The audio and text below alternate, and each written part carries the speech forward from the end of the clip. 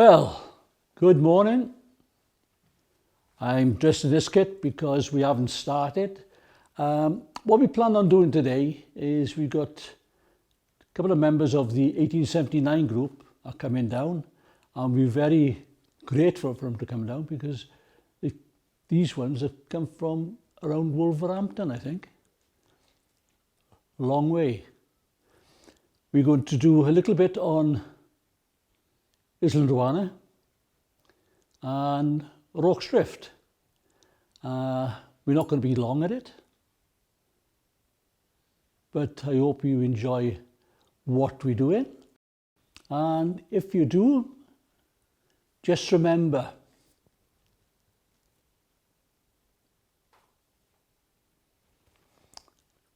click on the buttons and make me happy, very happy. Right, well, I've pulled Sergeant Diversion from the ranks to try to find out what's happening, and we're around the corner away from the mealie bags and the noise.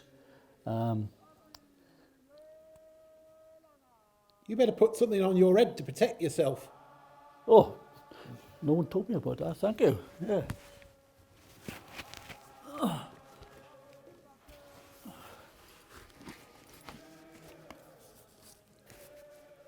That's better.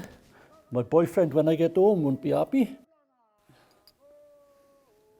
Right, what do you know about the incident that has happened at Islandwana this morning? Well, a couple of hours ago we had a couple of horsemen come in. They said that the entire column's been wiped out. They're all gone. So we're just here now. We're just a supply depot, and yeah, we've got patients in the hospital now, and what we're going to try and do now, we've got to defend the place. We've only got about 130 men. I don't know if we're going to live through this. You mean to say that all the troops that was at Islandwana going to fight these Zulus and be home for tea are gone? They're gone, wiped out. They're all dead. Every last one of them. We underestimated the Zulus, didn't we? Let's hope that the barricades hold here when they come in. I see that Lieutenant Chard and Bromhead are sorting it out, and Durnsford. Aye. Mr. Chard and Mr. Bromhead, they're good officers, but Commissary Dalton, he's an ex-sergeant, he knows what he's doing. They're going to be building the barricades up, and we're going to defend them. We'll defend them to the last man. Well, it won't be me, because I'm going. Oh. Well, you'll miss the battle. I'm non-combatant. You're going off with that Reverend Witt? I'm driving him. Yeah. But on the other side of it, you've got enough ammunition and you've got enough stores then to form a tidy barricade. Yeah. And with any luck, you will survive the attack. But you're the most, 24th is the most experienced troops on the continent. So there's a lot on your side. Yeah, we'll stand. We've got 20,000 rounds of ammo, a water cart, and a rifle, and some bayonets, and we'll stand. We'll make every round count. And you've got the dog, haven't you? Oh, yeah. So you'll be there. Yeah. I think his name is Pip, isn't it? I think so, yeah. Yeah. We've even got a Padre Smith. Oh, George. Yeah. I met him before. I met him down in the governor's house. Oh, yes. Yeah, he blessed the food. I was sick after, but never mind. Right, well, I'm not going to hang about because you said about all these Zulus coming. I'm going to puffo. Let's get out here, get away, and I'll leave you to it. Righto. The only thing I can say is the best of luck. Right? Thank you I know that I've met a couple which is, there was Thomas Chester. I met him because he's from Knoll, but he now lives, his family has moved down to Ferndale. And what's the one that's always shouting and won't do nothing? Hook, that's it. Yes. But I've had a word with him, I had a cup of tea, so I'm going. Right, then. Right, so I'll leave you to it. Good luck. Be seeing you.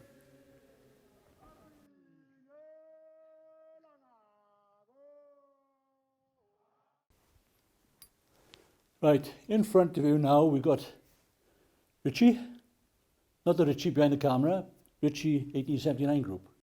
And we'll start at his head and we'll work down. He's got a pith helmet, and if you look at one of the YouTubes going back, the history of the pith helmet and what it does, why it does it, is all on there. Basically, it's protection for the head and to keep the sun off the neck. It's got holes in the top where the sun can circulate around the top of the head and try to keep the soldier in a cool state, which doesn't work. Next thing is you've got the uniform. Now, the uniform is very hot in this weather, and as a regiment of the line, you're not even allowed to have the collar open with the two Sphinx. Now, the Sphinx come in as a battle honour from the Battle of Alexandria, 1801. And that's one of the battle honours that we got. And it's got Egypt on the bottom. You've got the two lapels. And on the lapels, it's got 24. That's not his age, that's the regiment he's in, the 24th. Come down to the main part. On his right arm, he's got the chevrons pointing down and the crown, which makes him a staff sergeant or a colour sergeant, depending on the period that it was used. Now, if them chevrons were at the bottom of the arm pointing up and there was 5 of them, he'd be a drum major, which is an appointment within the regiment to look after the drums. But he's not, so I'll go on to something else. You've got the webbing. Now, the only thing about the webbing, it is supposed to be a soft leather, but it's not. It's cumbersome. It's not very nice to wear in hot weather and for long marches. You come down and you've got the belt, and the belt has got 24 in it. Again, the regiment. You have 2 little boxes, little bags, and a for ammo. And you've got the black one that's hanging down below it. It's not to go shopping, that's for extra ammunition until they get a replen. The trousers are a very dark blue. Some say it's black, but it's actually blue. You've got gaiters. The gaiters are there not to let people think that they're wearing Wellingtons, but they're there, and what they do is they stop snakes, rats, poisonous plants getting at the soldier and causing a secondary infection. In the First World War, gaiters were made of leather, and they were also made of a bandage, and they were called puttees. And just out of interest, putty is Indian for bandage. Boots. The standard infantry boot Didn't last long on long marches. It had to be polished, but you couldn't pop into a shop and buy the polish. So 9 times out of 10, the boots didn't get anything in there. They just scuffed up. The uniform, this one now is quite smart. But in 1879, the uniform would have had patches in it because they couldn't get a resupply. You can't kill with cloth, but you can with ammo. And ammo would come through before anything else, and sometimes before food. The facing on the neck and the lower arms is the green that represents the regiment. Each regiment has got a facing colour. On the other side, you have a bayonet. You also have, I think it used to be a bread bag to hold some rations. Doesn't hold much, and you weren't allowed to eat on the march. You had to wait until you stopped and got told. Right, we just done a snippet on Rockshrift, but I would like to say that without the help of the 1879 group, we couldn't do it. Now the 1879 group is a reenactment, and I'll ask Richard in a minute just to explain what they do and why they do it.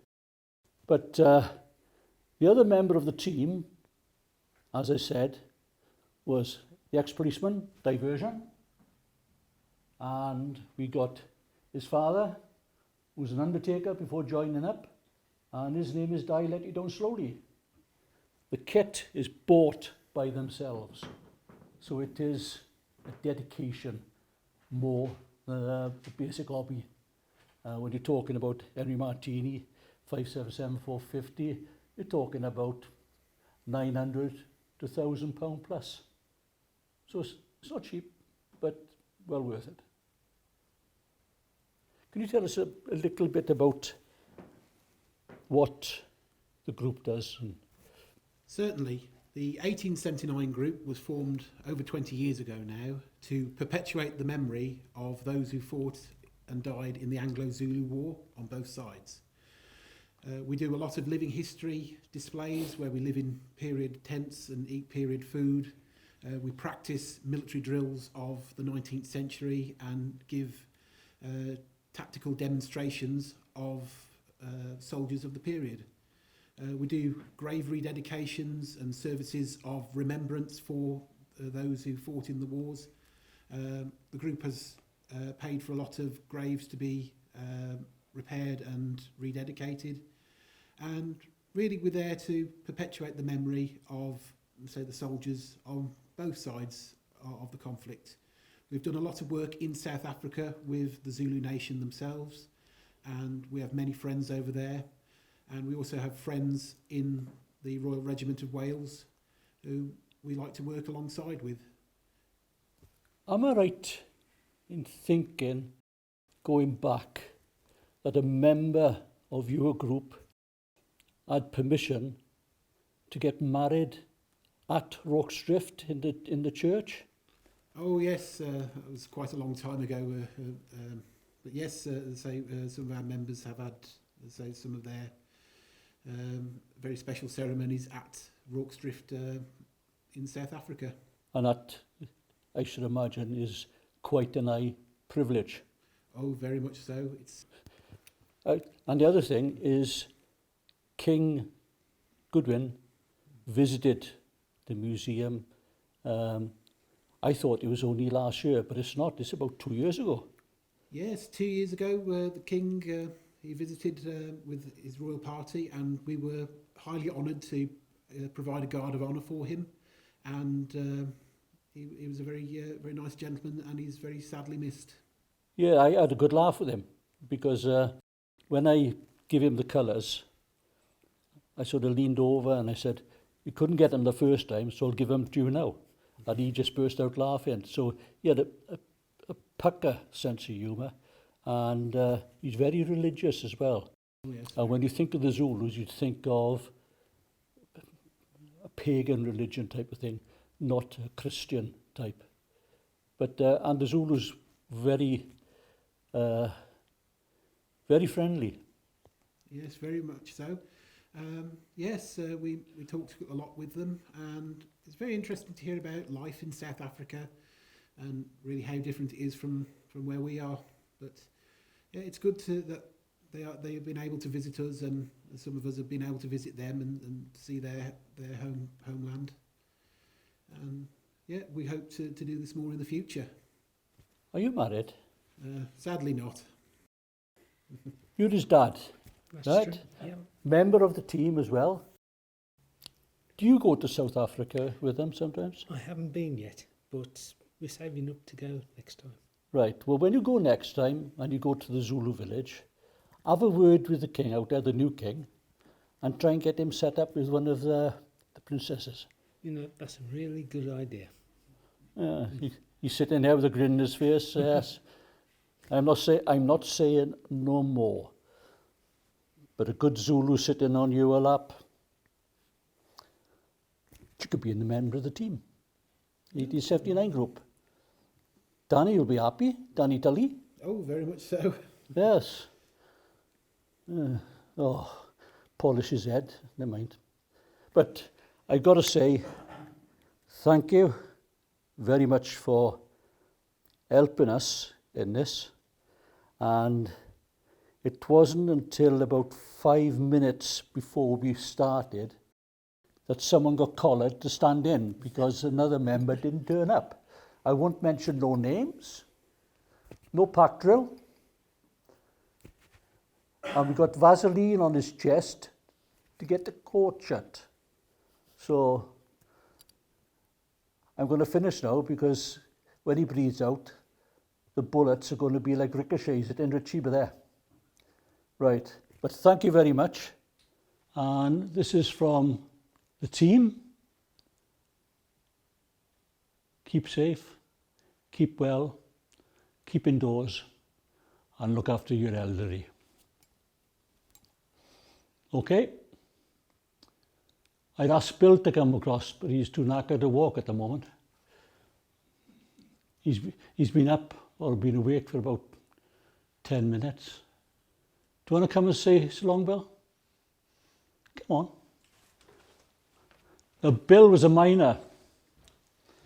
Yeah, and he's still classed as a miner because he's short. Sorry about all this, but there you are, and I got to put up with it, and that's it. Thank you all, and thank you for watching what we are producing here today, and thank you again. Hey, posh bugger, bugger off now, go on.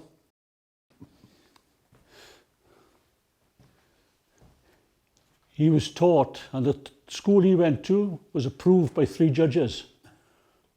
Wasn't far off it in my youth, I can tell you. Right. Goodbye. Hope you enjoy the next snippets we do. If you do, comments. Thank you.